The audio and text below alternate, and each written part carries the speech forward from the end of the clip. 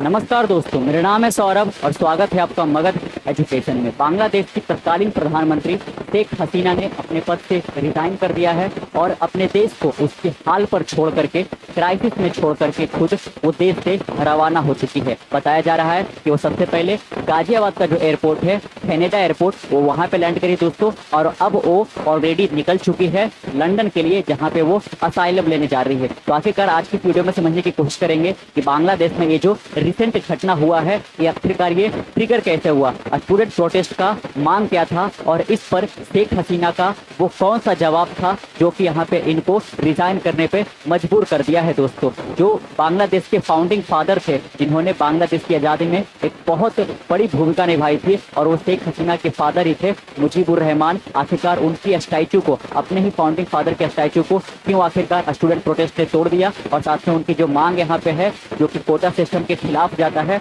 वो आखिर क्या है दोस्तों। और इसके जो मायने हैं, जो बांग्लादेश के अंदर यहाँ पे एनआरकी आ चुका है, यहाँ पे पूरी तरह से अभी कोई सरकार नहीं है। वहाँ की जो मिलिट्री है वो भले ही टेक कंट्रोल करी है, लेकिन अब वो कह लीजिए कि मिलिट्री रूल वहाँ पे स्थापित नहीं हो सकता है। स्टूडेंट प्रोटेस्टर ने पूरी तरह से इसको मना कर दिया है दोस्तों। यहाँ पे जो शेख हसीना की जो रेसिडेंशियल पैलेस यहाँ पे है दोस्तों, ढाका के अंदर, उसको पूरी तरह से यहाँ पे वेंडलाइज कर दिया गया प्रोटेस्टर के द्वारा, और साथ में यहाँ पे जितने भी एक तरीके से उनके जो अमानत वगैरह थे, सारे को यहाँ पे डिस्ट्रॉय कर दिया है। तो इतना आखिरकार जो प्रोटेस्टर यहाँ पे है और उनके जो मांग वगैरह है, उनको हम समझने की कोशिश करेंगे कि यहाँ पे और साथ में यहाँ पे जो इंडिया के लिए इसके मायने क्या है, क्योंकि अगर जो बांग्लादेश में आग लगी है तो इसका आंच भारत पे जरूर आएगा दोस्तों, क्योंकि इस पर्टिकुलर रीजन में जो बांग्लादेश है वो हमारा एक ट्रस्टेड पार्टनर था दोस्तों, यहाँ पे जो कि एक तरीके से कह लीजिए कि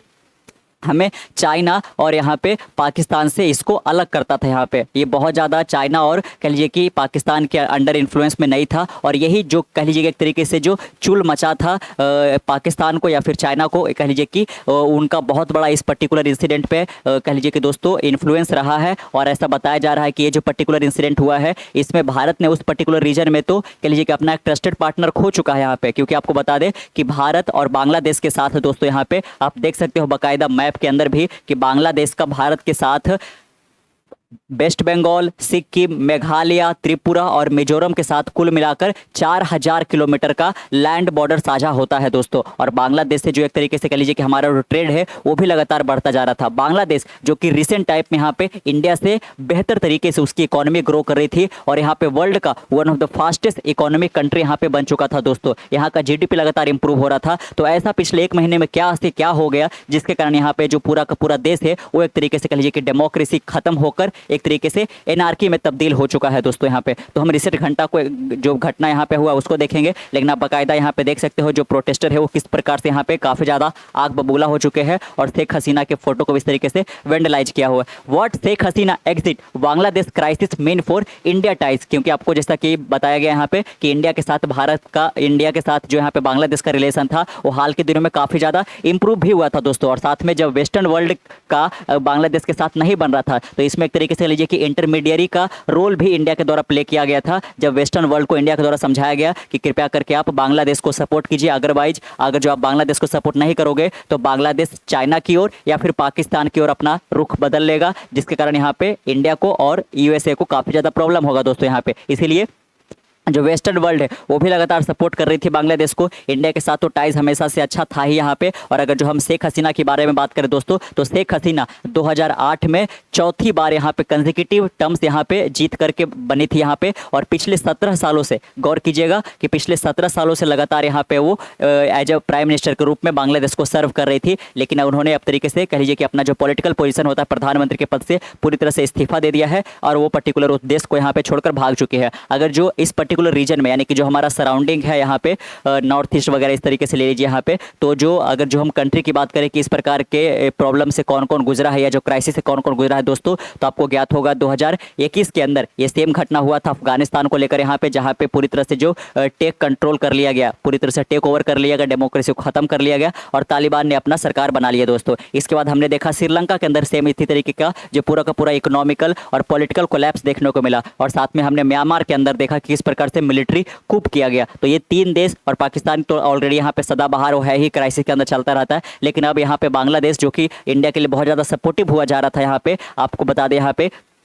कि इंडिया और यहाँ पे बांग्लादेश के बीच में एक जो पोर्ट है बहुत बड़ा, जिसके कारण यहाँ पे इंडिया और बांग्लादेश से बहुत ज़्यादा ट्रेड होता था दोस्तों। यहाँ पे वो पोर्ट को डेवलपमेंट करने के लिए भी यहाँ पे सबसे पहले ये जो दिया गया था वो चाइना को लेकर थे यहाँ पे, लेकिन शेख हसीना की सरकार ने इंडिया फर्स्ट को यहाँ पे चुना और उन्होंने बोला कि अगर जो हमें ऑप्शन मिलेगा इंडिया और चाइना के बीच में तो हम हमेशा इंडिया को चूज करेंगे दोस्तों यहाँ पे। लेकिन ठीक है, इंडिया के साथ तो इनका टाइज अच्छा था, लेकिन जो शेख हसीना है वो एक तरीके से डिक्टेटर के रूप में होती जा रही थी। और यहाँ पे इतिहास गवाह है, चाहे डिक्टेटर हिटलर हो या फिर कोई और हो, मुसोलिनी हो चाहे स्टालिन हो, अगर जो एक लेवल को अचीव कर जाता है, अगर जो कह लीजिए एक तरीके से यहाँ पे वो लिमिट क्रॉस कर देता है दोस्तों, तो लगातार बना नहीं रह सकता है। तो एक बहुत बड़ा संदेश भी है आज की दुनिया के लिए, चाहे वो जो डिक्टेटर हो वो किसी भी युग में हो, किसी भी कालांतर में हो, वो हमेशा के लिए टिका नहीं रह पाएगा यहाँ पे। और इनका जो एक तरीके से कह लीजिए कि रिप्लाई था वो कह लीजिए कि दोस्तों काफ़ी ज़्यादा हार्ड था, जिसके कारण यहाँ पे इतना बड़ा जो डेवलपमेंट है वो देखने को मिला दोस्तों। जैसे कि आप यहाँ पे देख सकते हो, शेख हसीना टुडे रिजाइंड, ये कल का है बाकायदा, as Bangladesh prime minister and fled the country as the Bangladesh army to control amid anarchy in Dhaka. जो बांग्लादेश की कैपिटल है ढाका, वहीं पे पूरे तरीके से कह लीजिए कि दोस्तों पार्लियामेंट वगैरह था और यहाँ पे शेख हसीना का रेसिडेंस था, वो पूरी तरह से यहाँ पे अबैंडन कर दिया गया। पूरी तरह से यहाँ पे उसको जो प्रोटेस्टर है उन्होंने यहाँ पे वैंडलाइज कर दिया दोस्तों, और पूरा जो ढाका है वो एक एनार्की में तब्दील हो गया। एनार्की का मतलब होता है कि वो देश जहाँ पे अब कोई बाकायदा प्रेजेंट में सरकार ना बचा हो दोस्तों। वो तो यहाँ पे कह लीजिए कि खैर रहा किसको लेकर, तो शेख हसीना को लेकर, अदरवाइज इनकी जान भी जा सकती थी। प्रोटेस्टर इतने ज़्यादा इनसे खफा हो चुके थे दोस्तों। अब ये क्या कोटा सिस्टम है हम थोड़ी देर हम बात करेंगे। यहाँ पे जॉब रिजर्वेशन को लेकर है कि जो बांग्लादेश के लिबरेशन में, जो बांग्लादेश के इंडिपेंडेंस में जो एक तरीके से कह लीजिए कि जिनका योगदान रहा था, उनकी फैमिली को 30% का जो कोटा रिजर्व कर दिया गया था सरकारी जॉब के अंदर। क्योंकि जैसा कि हमने बताया कि बांग्लादेश का जो इकोनॉमी था वो लगातार ग्रो करते जा रहा था दोस्तों, और ग्रो करने के लिए इकोनॉमी का मतलब क्या है कि बांग्लादेश के अंदर मैन्युफैक्चरिंग सेक्टर भी ग्रो कर रहा होगा। तो सही था ये कि बांग्लादेश के अंदर मैन्युफैक्चरिंग सेक्टर ग्रो कर रहा था, लेकिन उस पर्टिकुलर मैन्युफैक्चरिंग सेक्टर में कौन जाएंगे? जो अनएजुकेटेड लोग रहेगा वही तो जाएगा यहाँ पे। तो बांग्लादेश के अंदर जो अनएजुकेटेड लोग हैं उनको तो जॉब मिलता जा रहा था दोस्तों। लेकिन आपको बता दें कि 17 करोड़ के इस आबादी वाले देश में 2 करोड़ ऐसे यहाँ पे युवा थे जो कि एजुकेटेड थे, लेकिन जो एक तरीके से कह लीजिए कि सरकारी नौकरी में जो यहाँ पे वैकेंसी होना चाहिए उसको रिजर्व कर दिया गया था। यहाँ पे जो यहाँ पे फ्रीडम फाइटर है उनके परिवारजनों के लिए दोस्तों। और यही जो गुस्सा है वो बढ़कर आगे बढ़ चुका था दोस्तों। आपको बता दें कि अपने पिछले टेन्योर में इन्होंने इस जो कोटा सिस्टम है इसको ख़त्म भी किया था, लेकिन जब बांग्लादेश की सुप्रीम कोर्ट ने इसको फिर से बहाल कर दिया, इस पर जब प्रोटेस्टर ने यहाँ पे शेख हसीना से जवाब मांगा कि आपकी सरकार इस पर क्यों नहीं बोल रही है, तो यहाँ पे शेख हसीना का जवाब था कि इस पर हम क्या कर सकते हैं, इस पर तो सुप्रीम कोर्ट का बयान आया है और आप लोग तो एक तरीके से कह लीजिए कि देशद्रोह की तरह काम कर रहे हो। और इन्होंने इनको पाकिस्तान का एजेंट भी बता दिया, जो स्टूडेंट प्रोटेस्टर है इनको यहाँ पे दोस्तों। और इसी कारण यहाँ पे काफ़ी ज़्यादा ये भड़क चुका था। और 4 अगस्त को यहाँ पे ये जो प्रोटेस्ट है एक नेक्स्ट लेवल पे चल गया, जिस दिन हमने देखा कि करीब 100 लोगों का देहांत हुआ, जिसमें 17 जो पुलिसमैन है उनकी भी जाने गई थी दोस्तों। यहाँ पे देख सकते हो आप बाकायदा यहाँ पे fled the country as the Bangladesh army to control. तो आपको बता दें कि बांग्लादेश से इनको जो निकलने में मदद किया गया वो आर्मी के द्वारा ही किया गया दोस्तों। अदरवाइज यहाँ पे कहिए कि प्रोटेस्टर के द्वारा इनकी जान भी ली जा सकती थी यहाँ पे। तो आर्मी ने इनको समझाया कि कृपया करके आप अपने फिलहाल पोजीशन पर से रिजाइन कर दीजिए, अदरवाइज प्रॉब्लम और ज़्यादा इंटेंसिफाई हो सकता है और कृपया करके आप इस देश छोड़कर भाग जाइए दोस्तों। और आर्मी की ही बातों को मानकर यहाँ पे जो शेख हसीना है उन्होंने अपने देश को छोड़ा और पहले इंडिया के अंदर एक तरीके से कह लीजिए कि उनका जो प्राइवेट प्लेन है वो ढाका से उड़कर इंडिया के अंदर लैंड करता है। जैसा कि हमने बताया गाजियाबाद के अंदर जो यहाँ पे हैनेडा एयरपोर्ट है वहाँ पे, लेकिन वो उसके बाद कहाँ पे गई, उनका कहाँ पे ठिकाना रखा गया, वो पूरी तरह से अभी अनडिस्क्लोज है दोस्तों। इसके बारे में कुछ भी पता नहीं है। और बताया जा रहा है यहाँ पे सूत्रों के हवाले से हमें ये पता चल रहा है कि अब वो लंदन के लिए ऑलरेडी रवाना हो चुके हैं, जहाँ पे वो असाइलम लेके यहाँ पे रिफ्यूजी के रूप में वो वहाँ पे रहेंगे दोस्तों। और इसको लेकर यहाँ पे इंडिया के अंदर एक हाई लेवल मीटिंग भी प्राइम मिनिस्टर नरेंद्र मोदी के रेसिडेंस पे रखा गया दोस्तों, क्योंकि ये हमारे पड़ोसी देश का मामला यहाँ पे है। और वो पड़ोसी देश जो हमसे काफ़ी ज़्यादा एक तरीके से अभी उसका जो संबंध है वो इंडिया के साथ काफ़ी ज़्यादा बेहतर था दोस्तों, जो कि हमें पाकिस्तान और चाइना को काउंटर करने में मदद कर रहा था यहाँ पे। लेकिन अब बांग्लादेश के अंदर जो सरकार अब बन के आएगा दोस्तों, वो कह लीजिए कि यहाँ पे प्रो चाइनीज चाइना होने वाला है। और हमको इस पर्टिकुलर रीजन में, क्योंकि आपने जैसा कि शुरू में देखा, यहाँ पे आपको फिर से एक बार दिखा सकते हैं कि जो 4000 किलोमीटर का बॉर्डर साझा होता है, जिसके कारण जो ट्रेड है वो तो काफ़ी बढ़ता है दोस्तों। लेकिन जो सबसे बड़ा यहाँ पे बात ये है कि बांग्लादेश के साथ जब से इंडिया का टाइज अच्छा हुआ है दोस्तों, इसके कारण ये हुआ है कि जो इस पर्टिकुलर रीजन में, जो नॉर्थ ईस्ट के रीजन में जो पहले इंसर्जेंसी हुआ करता था, यानी कि बहुत सारे जो टेररिस्ट ग्रुप थे वो ऑपरेट तो करते थे बांग्लादेश के अंदर, लेकिन वो कह लीजिए कि यहाँ पे बॉर्डर क्रॉस करके जैसे तैसे यहाँ पे मेघालय, असम, त्रिपुरा, मिजोरम में घुस आते थे और यहाँ पे एक तरीके से कह लीजिए कि पूरा तरीके से इंसर्जेंसी फैलाते थे और वापस फिर कहाँ चले जाते थे, तो बांग्लादेश बांग्लादेश के अंदर चला जाते थे। लेकिन जब यहाँ पे बांग्लादेश की सरकार इंडियन सरकार से यहाँ पे काफ़ी ज़्यादा मेल मिलाप करती है और यहाँ पे जो जियोपॉलिटिकल जो यहाँ पे रिलेशन है वो एक तरीके से बेहतर होता है, तो इसके बाद हमने क्या देखा कि बहुत सारे जो टेररिस्ट ग्रुप थे जो ऑपरेट बांग्लादेश से कर रहे थे, लेकिन जो कह लीजिए कि इंसर्जेंसी कहाँ फैला रहे थे, तो इंडिया के अंदर जो नॉर्थ ईस्ट का रीजन है, जहाँ पे हमने मणिपुर के साथ देखा है कि क्या हुआ यहाँ पे, तो ये कह लीजिए कि रीजन कभी भी यहाँ पे खुशहाल नहीं रहा है दोस्तों। यहाँ पे हमेशा से यहाँ पे प्रॉब्लम बना रहा है यहाँ पे। तो जो यहाँ पे प्रॉब्लम ये क्रिएट किया करते थे, तो ये जो ग्रुप ऐसा किया करता था, इस ग्रुप के बहुत सारे लीडर को यहाँ पे बांग्लादेश की जो सरकार थी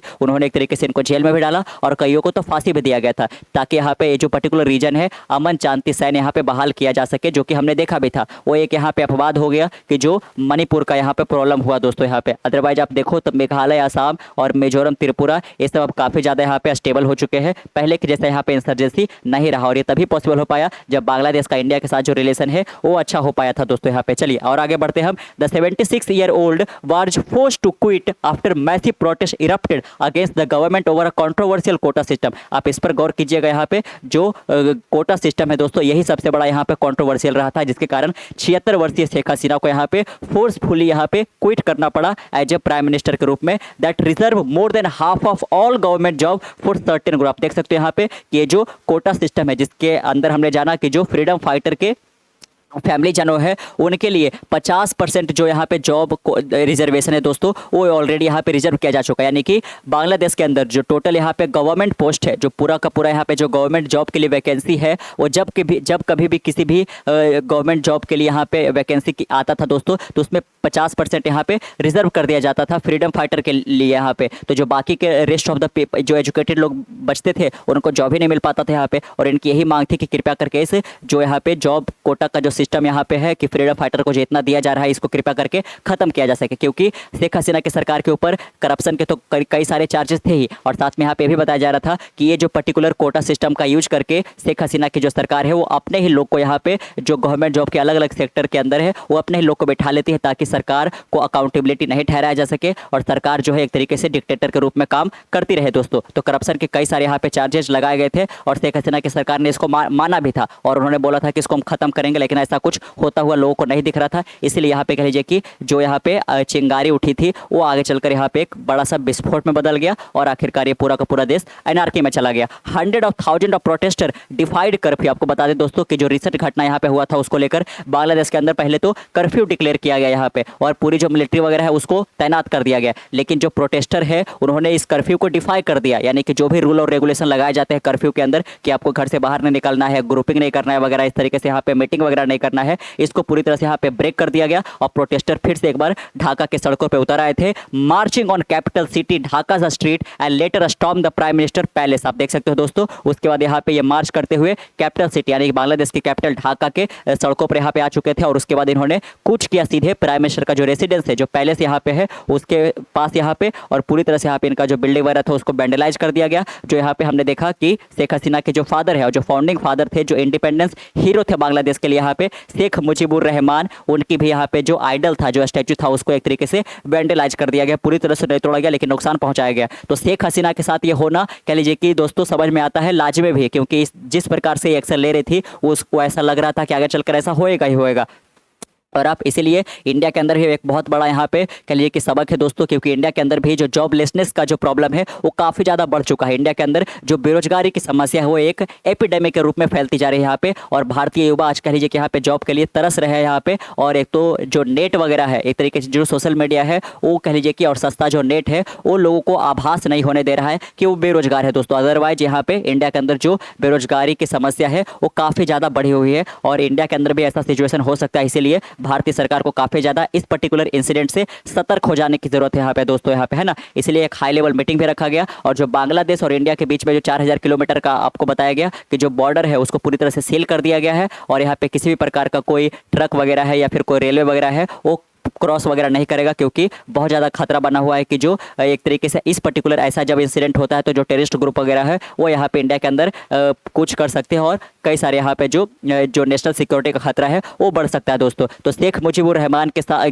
का जो स्टैचू था उसके साथ ऐसा नहीं होना चाहिए था, लेकिन शेख हसीना के साथ हुआ, उसको कई लोग यहाँ पे जायज़ भी ठहरा रहे दोस्तों, क्योंकि इसको बताया जा रहा है कि एक डिक्टेटर का अंत है दोस्तों। बाकायदा आप यहाँ पे देख सकते हो कि जो ढाका का एयरपोर्ट है वहाँ पे ये प्राइवेट अपने एक तरीके से कह लीजिए कि यहाँ पे मिलिट्री की हेल्प से ये यहाँ पे उड़ान भरती है और यहाँ पे कहाँ पे लैंड करती है, तो उत्तर प्रदेश का जो गाजियाबाद के अंदर हिंडन हवाई अड्डा है दोस्तों, वहाँ पे वो लैंड करी। लेकिन इनके कह लीजिए कि यहाँ पे आगे कहाँ पे इनका रुकना वगैरह हुआ, कहाँ पे ठहरना के प्रबंध रखा गया, इसको पूरी तरह से अनडिस्क्लोज रखा गया यहाँ पे। और ये तभी पॉसिबल हो पाया जब इंडिया के साथ बांग्लादेश का रिलेशन अच्छा था दोस्तों। अदरवाइज यहाँ पे शेख हसीना काफ़ी बड़ा प्रॉब्लम में पड़ सकती थी। आप बाकायदा देख सकते हो कि एक काफ़ी ऊंचा यहाँ पे जो शेख मुजीबुर रहमान है, फाउंडिंग फादर है, उनका स्टैचू लगा हुआ था ढाका के अंदर यहाँ पे, जिसको पूरी तरह से यहाँ जो प्रोटेस्टर आप बाकायदा देख पा रहे होंगे, इनको यहाँ पे तोड़ दिया गया है यहाँ पे, है ना, जो कि काफ़ी ज़्यादा एक तरीके से ये भले ही शर्मिंदगी है, लेकिन जो स्टूडेंट का जो प्रोटेस्टर का यहाँ पे डिमांड था वो कह लीजिए कि लाजमी है दोस्तों। आप बाकायदा देख सकते हो कि कितने बड़े लेवल पे प्रोटेस्ट भड़क उठा था दोस्तों यहाँ पे। चलिए और हम यहाँ पे आगे बात करते हैं।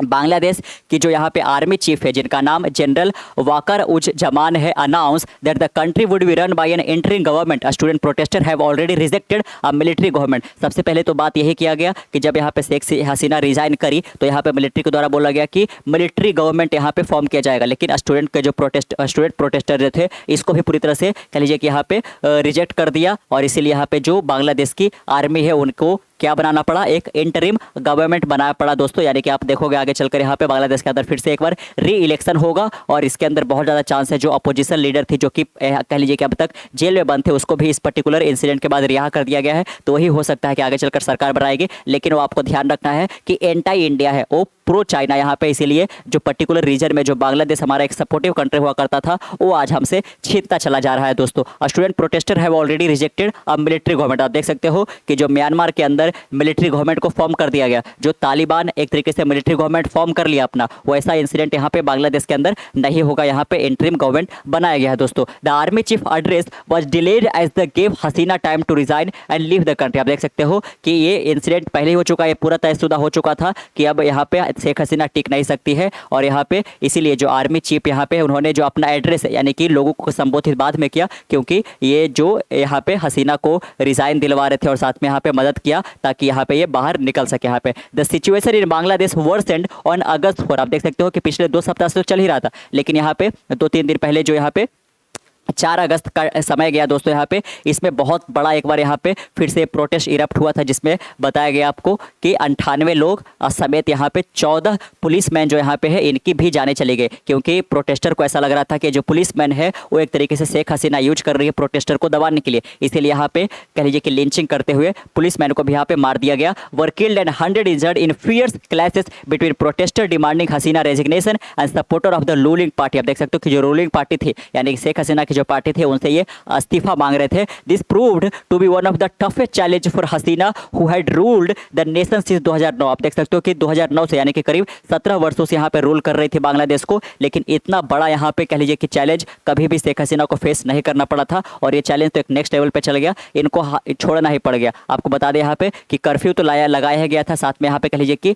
4G मोबाइल सर्विसेज जो भी यहाँ पे चाहे वो ट्विटर वगैरह हो गया, फेसबुक वगैरह हो गया, यूट्यूब वगैरह हो गया, पूरी तरह से बांग्लादेश के अंदर बैन कर दिया गया था, ताकि किसी प्रकार का जो र्यूमर वगैरह है या फिर जो यहाँ पे ये प्रोटेस्ट है और ज़्यादा भड़के नहीं। लेकिन यहाँ पे ऐसा नहीं हो पाया और फाइनली यहाँ पे शेख हसीना को रिजाइन करना ही पड़ा यहाँ पे, और अब वो ऑलरेडी लंदन के लिए निकल चुके हैं दोस्तों। आखिरकार वो कौन सा रिमार्क था जिसके कारण यहाँ पे जो प्रोटेस्टर है वो और ज़्यादा आग बबूला हो चुके दोस्तों। जैसा कि हमने बात किया कि जो बांग्लादेश के अंदर टोटल पॉपुलेशन है वो 170 मिलियन का है, इसका मतलब 17 करोड़ है, लेकिन 17 करोड़ में से करीब करीब 1.5-2 करोड़ जो युवा है वो बेरोजगार है। और जो ये 2 करोड़ युवा बेरोजगार है, इसमें एक बहुत बड़ा तबका वो है जो एजुकेटेड है दोस्तों यहाँ पे। तो एजुकेटेड लोगों को यहाँ पे जो जॉब नहीं मिल पा रहा था, ये सबसे बड़ा यहाँ पे कारण बना। लेकिन जैसा एक तरफा हमने ये भी देखा कि बांग्लादेश के जो इकोनॉमी है वो वर्ल्ड में यहाँ पे वर्ल्ड के अलग अलग देशों के मुकाबले काफ़ी तेज गति से यहाँ पे ग्रो कर रहा था। इवन इंडिया से भी ज़्यादा जो बांग्लादेश की इकोनॉमी था वो फास्ट तरीके से ग्रो कर रहा था। तो यहाँ पे ऐसा सिचुएशन इसलिए हो पाया क्योंकि जो मैन्युफैक्चरिंग सेक्टर है, अब उसमें तो एजुकेटेड लोग जाते नहीं है यहाँ पे, तो मैन्युफैक्चरिंग सेक्टर के अंदर जो भी अनस्किल्ड वगैरह यहाँ पे है या फिर जिनको दिहाड़ी मजदूरी वगैरह ऐसा काम करना होता है वो यहाँ पे चले गए थे। तो जो जॉबलेसनेस का जो प्रॉब्लम यहाँ पे बांग्लादेश के अंदर है वो एजुकेटेड लोगों के बीच में ज़्यादा है एज कम्पेयर टू जो अनएजुकेटेड लोग हैं दोस्तों। तो जो भी यहाँ पे बांग्लादेश के अंदर गवर्नमेंट जॉब का जो वैकेंसी आता था उसमें 50% जो सीट है उसको रिजर्व कर दिया गया था कि इनके लिए जो फ्रीडम फाइटर है उनके लिए, तो रेस्ट ऑफ द केवल कितना बचा, तो 50% ही बचा था यहाँ पे। लेकिन यहाँ पे भी तो पढ़ने वाले बहुत सारे बच्चे हैं, वो एग्जाम के लिए काफ़ी सालों से यहाँ पे तैयारी कर रहे थे। लेकिन यहाँ पे जो एक कोटा सिस्टम इंट्रोड्यूस किया गया था, इसी को लेकर बच्चे यहाँ पे भड़क गए कि कृपया करके आप, है ना, ठीक है 1971 में बांग्लादेश को आज़ादी करवाने में जिन्होंने भी इसमें अहम भूमिका निभाई थी, उनको तो कह लीजिए कि एक तरीके से रिजर्वेशन शुरुआती दिनों में दिया ही गया था। लेकिन आज इतना सालों बाद भी उनके आप फैमिली मेंबर को दे रहे हो, ये कहीं से भी यहाँ पे तुक नहीं बनता है। और इसके आड़ में जो यहाँ पे शेख हसीना की सरकार है, वो एक तरीके से कह लीजिए कि वो ऐसे लोगों को ही जॉब दे रही थी जो कि उनको फेवर करता हो और अकाउंटेबिलिटी जो है जिम्मेवार नहीं ठहरा। तो आप देख सकते हो almost 80 million young people are out of work in Bangladesh, है ना, कि करीब करीब यहाँ पे 1.8 करोड़ जो युवा है और वो पढ़े लिखे जो युवा है वो पूरी तरह से यहाँ पे बेरोजगार हो गए थे इस पर्टिकुलर कोटा सिस्टम के कारण। बांग्लादेश वो जी one of the fastest growing economy in the world, आप देख सकते हो कि फास्टेस्ट ग्रोइंग इकोनॉमी होने के कारण भी यहाँ पे कह लीजिए कि देश आज एक एनआरकी में चला गया, पूरी तरह से कोलैप्स कर गया। The country export cloth worth around $40 billion to the global market. आप देख सकते हो कि विश्व के मार्केट में बांग्लादेश अकेले अपने एक्सपोर्ट के तौर पर जो क्लॉथ है वो $40 बिलियन का यहाँ पे एक्सपोर्ट कर रही थी। इसी कारण यहाँ पे का जो इकोनॉमी है वो काफ़ी ज़्यादा ग्रो भी करता जा रहा था। लेकिन आपने जैसा कि जाना यहाँ पे कि जो भी इस पर्टिकुलर सेक्टर में जॉब लग रहा था वो अनएजुकेटेड लोगों को लग रहा था यहाँ पे, और जो गवर्नमेंट पोस्ट है उसमें यहाँ पे पढ़े लिखे बच्चे जा ही नहीं पा रहे थे। The protest began last month following a high court order, जैसा कि हमने बात किया था कि जब से हाई कोर्ट का यहाँ पे ऑर्डर आया कि जॉब कोटा जो है उसको फिर से इंट्रोड्यूस कर दिया गया है, यानी कि जो भी फ्रीडम फाइटर के डिसेंडेंट है, यानी कि जो भी उनके आगे आने वाले जो यहाँ पे लोग थे जिनके पूर्वज फ्रीडम फाइटर रहे थे दोस्तों 1971 के वॉर में, जब पाकिस्तान से बांग्लादेश को अलग किया गया था, और इसमें इंडिया ने भी बहुत बड़ा क्रिटिकल रोल प्ले किया था। इसीलिए इस पर्टिकुलर इंसिडेंट जो है वो इंडिया के लिए काफ़ी ज़्यादा मायने रखता है कि एक देश जो कि भारत के ही मदद से आज़ाद कराया गया था, आज वो देश एक बार फिर से यहाँ पे इतना बड़ा प्रॉब्लम में चला जा चुका है। This created fear among the general population which is largely unemployed. आप देख सकते हो कि जब से यहाँ पे हाई कोर्ट का ये ऑर्डर आया कि फिर से एक बार यहाँ पे 50% का जो जॉब कोटा है उसको इंट्रोड्यूस किया जा रहा है फ्रीडम फाइटर के डिसेंडेंट के लिए, तब से यहाँ पे जो प्रोटेस्टर है, और वो जो प्रोटेस्टर में बहुत लोग कौन थे, जो अनएम्प्लॉयड थे, और उन्होंने यहाँ पे डिमांड किया है कि कृपया करके आप यहाँ पे एक फिर से इसको देखने की ज़रूरत है। और शेख हसीना से जब से यहाँ पे किया गया है ना, शेख हसीना से जब से यहाँ पे रिक्वेस्ट किया गया कि कृपया करके आप इस पर स्टेप इन करिए, तो ऐसा यहाँ पे उन्होंने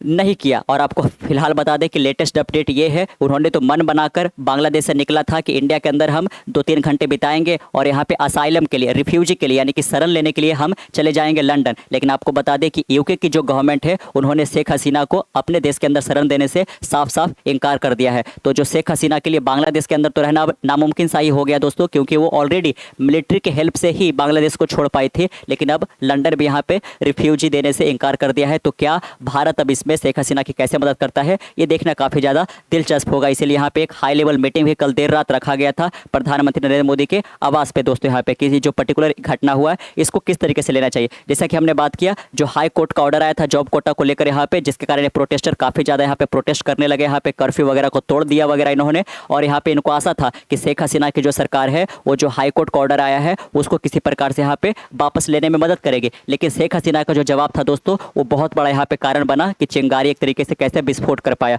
one of Sheikh Hasina biggest mistake was her comment calling those opposing job quota as Razakar. और रजाकर जो एक शब्द है वो बांग्लादेश के अंदर काफी ज्यादा एक ऑफेंसिव वर्ड के रूप में यूज किया जाता है, यानी एक तरीके से कह लीजिए कि आप किसी को गाली दे रहे हो, वैसा ही होता है। क्योंकि रजाकार उन लोगों को बोला जाता है जो यहाँ पे जब बांग्लादेश और यहाँ पे पाकिस्तान के बीच में टेंशन काफी ज्यादा बढ़ा हुआ था, तो रजाकार उन लोगों को बोला गया था जो कि पाकिस्तानी आर्मी को सपोर्ट किया था बांग्लादेश के ही लोगों ने। यहाँ पे एक तरीके से जिसको देशद्रोह बोलना है बांग्लादेश के अंदर, आप उसको रजाकार के बुलाते हो। और ये जो स्टूडेंट प्रोटेस्टर है इसको जो यहाँ पे शेख हसीना है उन्होंने रजा कर करके बुला दिया यहाँ पे। और एक तो ऑलरेडी यहाँ पे प्रोटेस्ट बढ़ ही रहा था और ज़्यादा यहाँ पे ये बढ़ गया, और इसके बाद हमने देखा यहाँ पे कि किस प्रकार से इनको रिजाइन वगैरह करना पड़ा, और इनके जो पार्लियामेंट है या फिर जो शेख हसीना की रेसिडेंट्स है उसको पूरी तरह से वेंडलाइज कर दिया गया यहाँ पे। और जो इनके फादर थे यहाँ पे मुजीबुर रहमान, उनके भी स्टैचू को पूरी तरह से यहाँ पे बर्बाद कर दिया गया दोस्तों। तो आगे आने वाले दिनों यहाँ पे इंडिया के लिए काफ़ी ज़्यादा डिफिकल्ट रहने वाला है, क्योंकि अब बांग्लादेश हो सकता है कि बहुत ज़्यादा चाइना के और साथ में पाकिस्तान के करीब जा सकता है दोस्तों, क्योंकि शेख हसीना के साथ भारत का जो रिलेशन था वो काफ़ी ज़्यादा बढ़िया हो चुका था हाल के दिनों में यहाँ पे। तो आप देख सकते हो कि आगे चलकर यहाँ पे, और इसमें बताया जा रहा है कि चाइना इंडिया और साथ में जो पाकिस्तान है, यहाँ की जो आर्मी है और यहाँ की जो सरकार है, उन्होंने इस अपोजिशन पार्टी वगैरह को हो गया काफ़ी ज़्यादा सपोर्ट किया था, जिसके कारण आज बांग्लादेश के अंदर ऐसा सिचुएशन हो पाया है। तो आपको क्या लगता है इस पर्टिकुलर इंसिडेंट के ऊपर, आपका क्या व्यू पॉइंट है, नीचे कमेंट बॉक्स में जरूर रखिएगा। मिलते हैं कल एक नई वीडियो के साथ, तब तक के लिए keep learning keep growing. Saurabh signing, next one, bye bye.